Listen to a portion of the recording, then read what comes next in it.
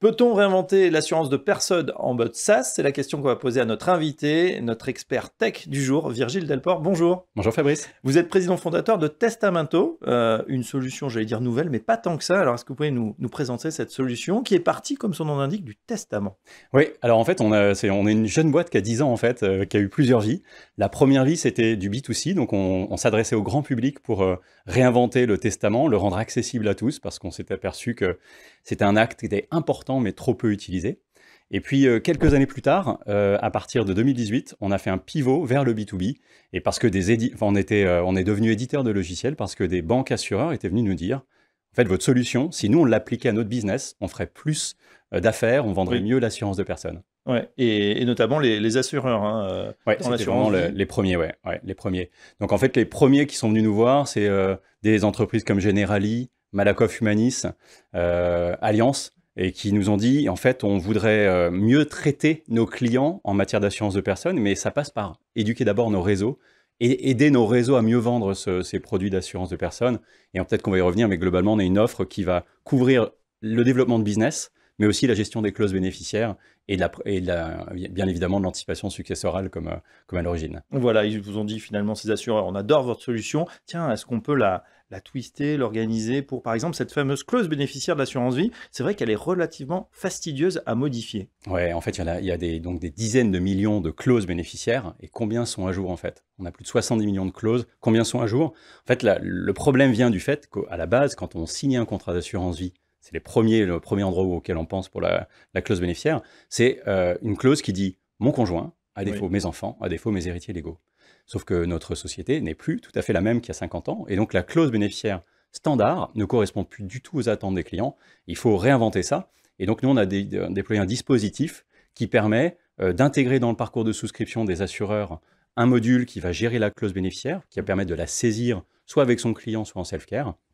Et on a déployé ça en assurance vie, mais aussi en prévoyance individuelle et collective. Voilà. Et aujourd'hui, avec qui vous travaillez finalement? Toujours avec les assureurs? Oui, alors c'était la première vague de notre pivot, c'est des assureurs.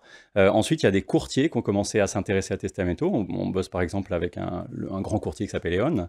Et puis, le dernier en date, et c'est aussi pour ça qu'on est là, c'est qu'il y a des demandes de petites structures qui nous disaient, votre solution, je la connais, j'en ai entendu parler, est-ce que je peux l'utiliser chez moi? Et en fait, c'était pas du tout adapté à la base pour nous, parce qu'en fait, des gros frais de mise en place, des gros frais de run. On a compacté, on a compilé une solution l'année dernière avec quelques courtiers et CGP.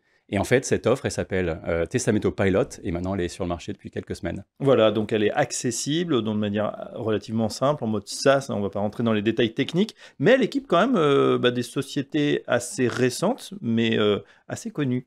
Oui, en fait, c'est vrai que la solution, on l'a co-construite avec le marché. Et donc, on a eu une quinzaine de candidats à nous accompagner là-dessus. Et puis, parmi ceux qui ont plus contribué, je pense à Bonjour Patrimoine, qui a lancé récemment Hylo, Hylo, .io. Je pense aussi à mon partenaire Patrimoine, qui est un nouvel acteur dans le secteur. Et puis, un réseau de courtage qui s'est lancé il y a une année, qui s'appelle Optimi, et qui est vraiment en phase de déploiement très, très rapide. Oui, on parle beaucoup, Virgile, d'intelligence artificielle en ce moment. Est-ce que votre solution en contient ou est-ce qu'on parle d'autre chose?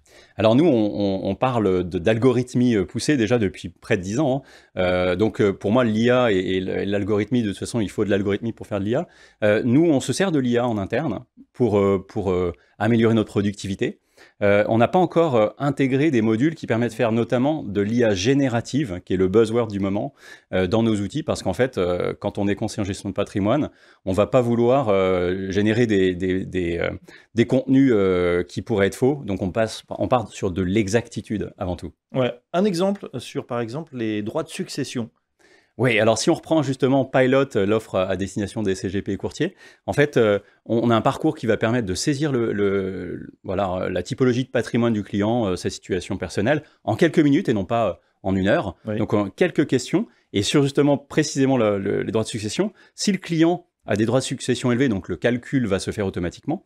Et puis, le client ensuite peut dire, si c'est une préoccupation pour moi, il y a des gens qui ne s'inquiètent pas d'avoir 100 000 euros de droits de succession, mais si ça les inquiète, on peut aller travailler la solution et typiquement déplacer une partie des avoirs dans une assurance vie pour réduire le frottement fiscal. Voilà, on a le problème et la solution finalement, tout en un. Bah, voilà pour la solution Testamento. On sent que les grands acteurs donc à bien se tenir avec cette nouvelle solution donc en mode SaaS pour l'ensemble des conseillers en gestion de patrimoine. Merci, Égérie de Delport. Je rappelle que vous êtes président fondateur de Testamento et à très bientôt dans la matinale. Merci Fabrice.